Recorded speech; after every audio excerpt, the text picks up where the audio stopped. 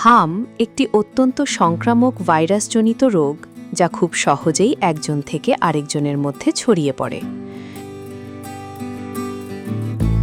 সাধারণত হাঁচি, কাশি এবং বাতাসের মাধ্যমে এই রোগ দ্রুত সংক্রমিত হয়, তাই এটি শিশু ও দুর্বল রোগ প্রতিরোধ ক্ষমতা সম্পন্ন মানুষের জন্য বেশি ঝুঁকিপূর্ণ।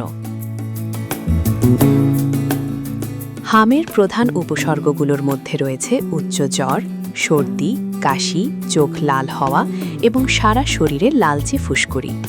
অনেক সময় রোগীর অবস্থা দ্রুত খারাপের দিকে যেতে পারে।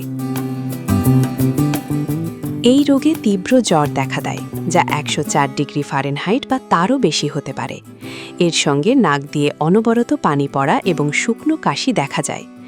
চোখ ফুলে যাওয়া, লাল হয়ে যাওয়া এবং পানি পড়ার মতো সমস্যাও সাধারণ লক্ষণ।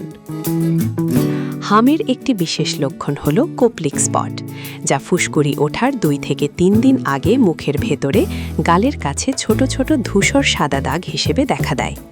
এটি অনেক সময় হামের প্রাথমিক শনাক্তকরণে গুরুত্বপূর্ণ ভূমিকা রাখে। এরপর শুরু হয় মূল ফুসকুড়ি, যা সাধারণত মুখমণ্ডল ও কানের পেছন থেকে শুরু হয়ে ধীরে ধীরে গলা, বুক, পিঠ, হাত এবং শেষে পায়ে ছড়িয়ে পড়ে।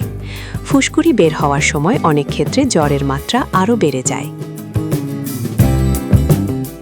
হাম কখনো কখনো মারাত্মক জটিলতা সৃষ্টি করতে পারে, যেমন নিউমোনিয়া বা মস্তিষ্কের সংক্রমণ। এসব জটিলতা জীবন ঝুঁকিও তৈরি করতে পারে। তাই হাম সন্দেহ হলে রোগীকে অবশ্যই পূর্ণ বিশ্রামে রাখতে হবে, প্রচুর তরল খাবার দিতে হবে এবং দ্রুত চিকিৎসকের পরামর্শ নিতে হবে।